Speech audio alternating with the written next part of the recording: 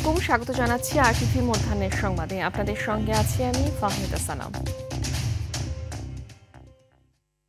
রাজধানী মোহাম্মদপুরের বসিলায় সমন্বয়ক পরিচয়ে চাঁদাবাজির সময় হাতে নাতে 5 জনকে গ্রেফতার করেছে সেনাবাহিনী।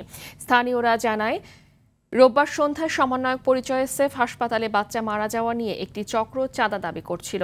হাসপাতালের মালিক সেনাবাহিনীকে ফোন করলে তারা এসে 5 জনকে গ্রেফতার করে। গ্রেফতারকৃতরা হলেন সাইফুল ইসলাম রাব্বি, হাসিবুর রহমান ফরহাদ, আব্দুর রহমান মানিক, আবু সুফিয়ান ও মোহাম্মদ শাহিন।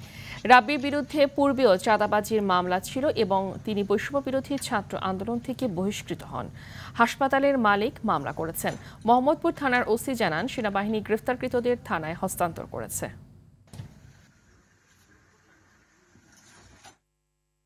জুলাই আগস্টে সংঘটিত মানবতা বিরোধী অপরাধের মামলায় সাবেক প্রধানমন্ত্রী শেখ হাসিনা সহ 3 আসামির বিরুদ্ধে মামলার মূল তদন্ত কর্মকর্তা আইও মোহাম্মদ আলমগীরের দ্বিতীয় দিনের সাক্ষ্য গ্রহণ শুরু হয়েছে।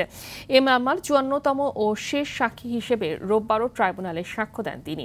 সে সময় তার জব্দকৃত 17টি ভিডিও প্রদর্শন করা হয়। এসব ভিডিওতে জুলাই আগস্ট আন্দোলনে ভয়াবহ নৃশংসতা ফুটে ওঠে। এদিকে আন্তর্জাতিক অপরাধ ট্রাইব্যুনাল 2-এ চলছে জুলাই আন্দোলনের প্রথম শহীদ রংপুরের বেগম রোকেয়া বিশ্ববিদ্যালয়ের শিক্ষার্থী আবু সাইদ হত্যা মামলার 8ম দিনের সাক্ষ্য গ্রহণ। এছাড়াও একই ট্রাইব্যুনালে জাসদ সভাপতি হাসানুল হক ইনুর বিরুদ্ধে মানবতা বিরোধী অপরাধের সুনির্দিষ্ট 8 অভিযোগে করা মামলায় অভিযোগ গঠনের উপর শুনানি 14 অক্টোবর।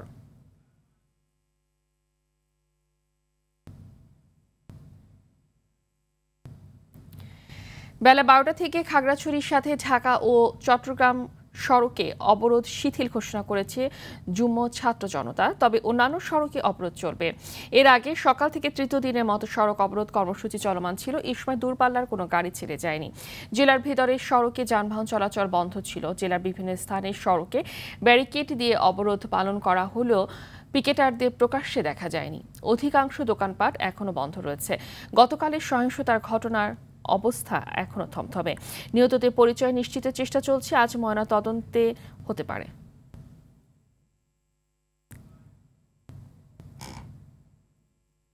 সাবেক শিল্পমন্ত্রী নুরুল মজিদ মাহমুদ হুমায়ুন চিকিৎসাধীন অবস্থায় মারা গেছেন। ইন্না লিল্লাহি ওয়া ইন্না ইলাইহি রাজিউন। সকাল 8টা 10 ঢাকা মেডিকেল কলেজ হাসপাতালের আইসিইউতে মারা যান তিনি। হাসপাতাল কর্তৃপক্ষ এবং নুরুল মজিদের ছেলে মঞ্জুর মজিদ মাহমুদ সাদি নিজের ভেরিফাইড ফেসবুক পেজে বাবার মৃত্যুর খবর নিশ্চিত করেছেন। এর আগে গত 27 সেপ্টেম্বর বিকেলে কেন্দ্রীয় কারাগারে অসুস্থ হলে প্রথমে তাকে ঢাকা মেডিকেল কলেজ হাসপাতালে 602 নম্বর ওয়ার্ডে এবং পরে আইসিইউতে রেফার করা হয়। গত বছরের 24 সেপ্টেম্বর গুলশান থেকে তাকে গ্রেফতার করে র্যাব। চাঁপাইনবাবগঞ্জ, রাজশাহী ও নাটোর থেকে চতুর্থ দিনের মতো দূরপাল্লার বাস চলাচল বন্ধ রয়েছে। মালিক শ্রমিক দ্বন্দ্বে চরম ভোগান্তিতে পড়েছে যাত্রীরা। বিশেষ করে সনাতন ধর্মাবলম্বীদের বেশি বিপাকে পড়তে দেখা গেছে।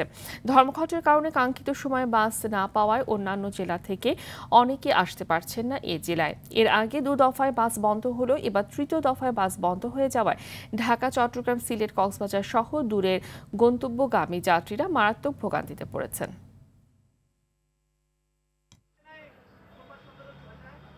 নির্দিষ্ট সময়ের ভিতরে আমাদের কর্মস্থলে ফিরতে হবে, কিন্তু এখানে কাউন্টারে আসে দেখি যে কোনো বাস নাই। সিঙ্গাপুর যাওয়ার জন্য বের হয়েছি, সে কাউন্টারে বাস নাই। এই অবস্থা, এখন আমি কিভাবে বিদেশ যাব? আজকে যদি ঢাকা না যাইতে পারি আমার ফ্লাইট মিস হবে। এটা আমরা দ্রুত সমাধান চাই। মালিক পক্ষের কাছে আবেদন যেন এটা তাড়াতাড়ি সমাধান করে।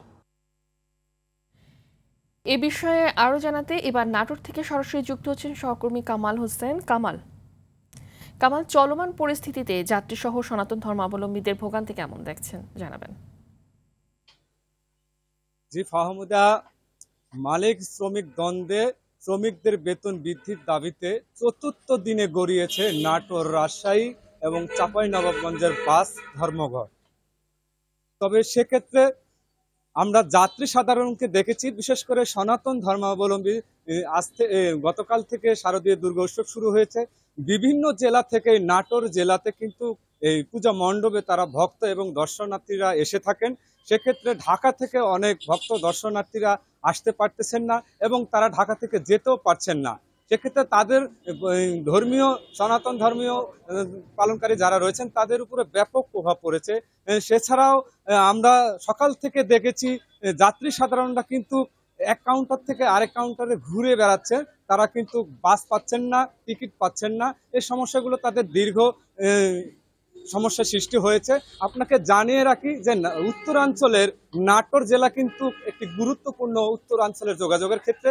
এই জেলার উপর দিয়েই কিন্তু প্রায় 14টি জেলার সংযোগ সড়ক রয়েছে। সেক্ষেত্রে কিন্তু শুধু নাটোর জেলার যাত্রী সাধারণ নয়, বিভিন্ন জেলার যাত্রী সাধারণও কিন্তু ভোগান্তিতে পড়েছে। তবে প্রশাসনের ক্ষেত্রে আমরা খোঁজ নিয়ে জেনেছি, তারা অভ্যন্তরীণ রুটে যে বাসগুলো রয়েছে সেগুলো তারা দিচ্ছেন, এবং একতা কাউন্টারে আমরা খোঁজ নিয়েছি নাটোর থেকে 21টি বাস আগে চলাচল করতো, সেক্ষেত্রে এখন 28টি বাস চলাচল করছে। তবে যাত্রী সাধারণের ভোগান্তি ব্যাপক।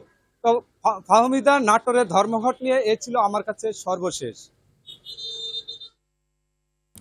ধন্যবাদ আপনাকে। এদিকে প্রায় 4 ঘন্টা পর উদ্ধার হয়েছে পঞ্চগড় এক্সপ্রেস ট্রেনের ইঞ্জিন সহ 2 বগি। এতে স্বাভাবিক হয়েছে ঢাকার সঙ্গে উত্তরাঞ্চলের ট্রেন চলাচল। ঢাকা থেকে পঞ্চগড়গামী আন্তনগর পঞ্চগড় এক্সপ্রেস ট্রেনটি ভোর 4টার দিকে পাবনার ভাঙ্গুড়া স্টেশন অতিক্রম করার সময় বিকট শব্দে 2টি বগি লাইনচ্যুত হয়। এই সময় ট্রেনের যাত্রীরা আতঙ্কে ট্রেন থেকে লাফিয়ে নেমে পড়ে। তবে এ ঘটনায় কোনো হতাহতের ঘটনা ঘটেনি বলে জানিয়েছে রেল কর্তৃপক্ষ।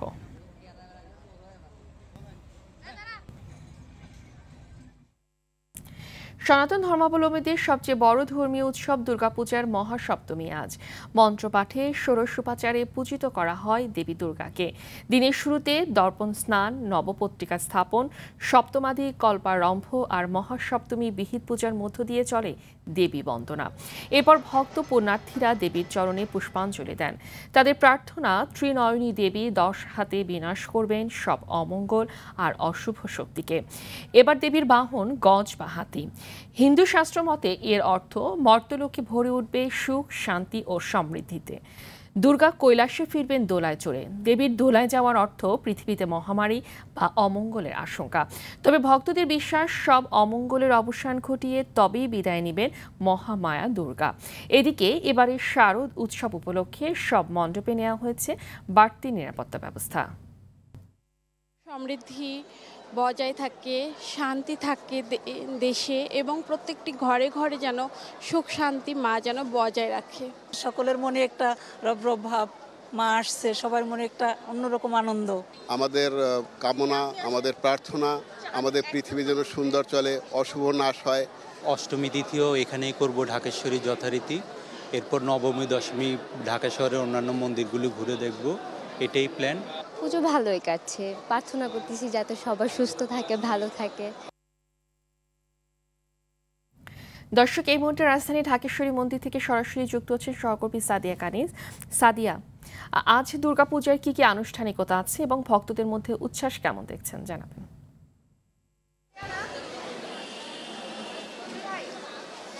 ফাহমিদা, সনাতন ধর্মাবলম্বীদের সবচেয়ে বড় ধর্মীয় উৎসব দুর্গাপূজার মহাসপ্তমী আজ।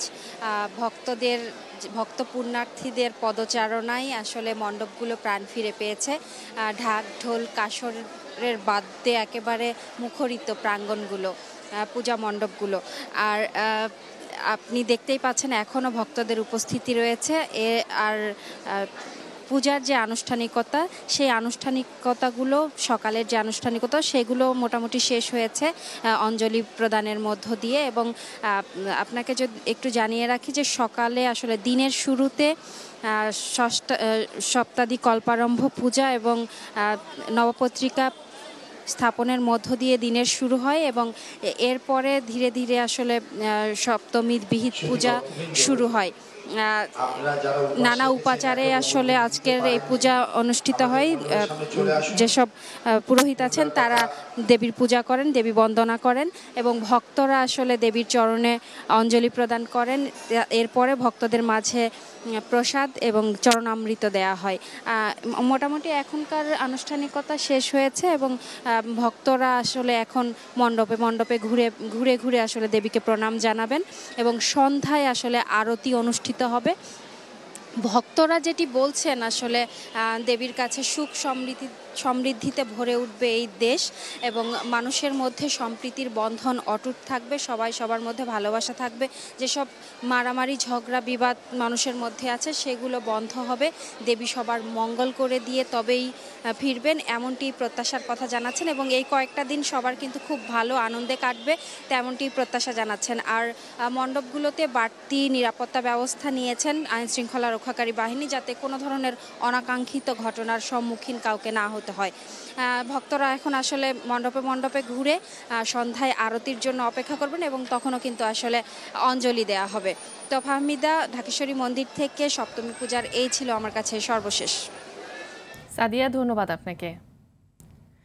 দর্শক, শুনছিলাম রাজধানী ঢাকেশ্বরী মন্দির থেকে। এবার এ বিষয়ে আমরা আরো বেশি জানবো জামালপুর থেকে যুক্ত হচ্ছেন আমাদের সহকর্মী সুবিনয় রায় তপু।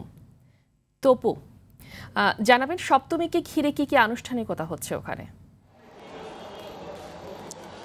আমরা ঢাকের তালে এবং শাক শঙ্খ উলুধ্বনির মূর্ছনায় দেবী দুর্গা আজ মহাসপ্তমীতে জামালপুরে পূজিত হচ্ছেন। ভক্তদের মনে আনন্দ উচ্ছ্বাস বিরাজ করছে।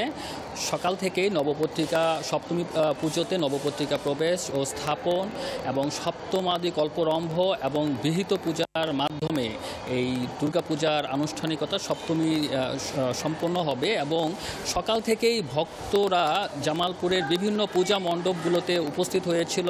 তারা অঞ্জলি প্রদান করেছে। কিছুক্ষণ আগে এখানে ভক্তবৃন্দ ভরে গিয়েছিল, অঞ্জলি শেষ হয়েছে। এখানে এখন একটু ভক্ত উপস্থিতি কম, আবার তারা একটু পরে আবার বের হবে এবং বিভিন্ন মণ্ডপগুলোতে তারা দেবী দর্শনে বের হয়েছে এবং দেবীর কাছে তারা একটাই প্রার্থনা করছে যে বাংলাদেশে এবং সারা পৃথিবীতে যেন সুখ সমৃদ্ধি ভরে ওঠে এবং যত ধরনের আসুরিক শক্তি রয়েছে সেই আসুরিক শক্তিগুলোর বিনাশ হয়ে শুভ শক্তির সূচনা হোক, সেই প্রার্থনাই করছে ভক্তরা দেবী দুর্গার কাছে। আজকে মহাসপ্তমী, সপ্তমীর পর আগামীকাল মহা অষ্টমী এবং তারপরের দিন মহানবমী এবং দশমীর মাধ্যমে এই দুর্গাপূজা সমাপ্ত হবে। আজ মহাসপ্তমীতে ধুমধাম করে জামালপুরের প্রায় 260টি পূজা মণ্ডপে দুর্গা দেবী পূজিত হচ্ছে। আইন শৃঙ্খলা পরিস্থিতির যদি আমি একটু কথা বলি, জামালপুরে মণ্ডপগুলোতে আনসার সদস্য আমি লক্ষ্য করেছি এবং একই সাথে পুলিশ সদস্যরা তো রয়েছে, একই সাথে অন্যান্য সেনাবাহিনী, র্যাব, বিজিবি সদস্যরাও কিন্তু মাঝে মাঝে টহল দিচ্ছে।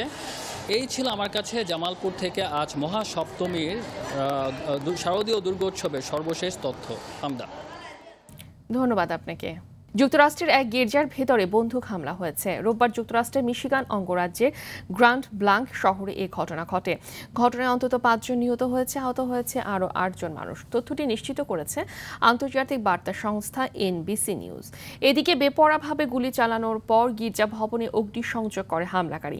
তবে ঘটনার কিছু সময়ের মধ্যে পুলিশি গুলিতে নিহত হয়েছে হামলাকারী। ইতোমধ্যে হত্যাকারীর পরিচয় শনাক্ত করেছে পুলিশ। তিনি মার্কিন সেনাবাহিনীর মেরিন শাখার সদস্য হিসেবে 2004 সাল থেকে 2008 সাল পর্যন্ত ইরাকে নিযুক্ত ছিলেন বলে জানা যায়। মধ্যাহ্নের সংবাদ এ পর্যন্তই। দুপুরের সংবাদ 2:15টায় দেখার আমন্ত্রণ রইল। ধন্যবাদ সবাইকে।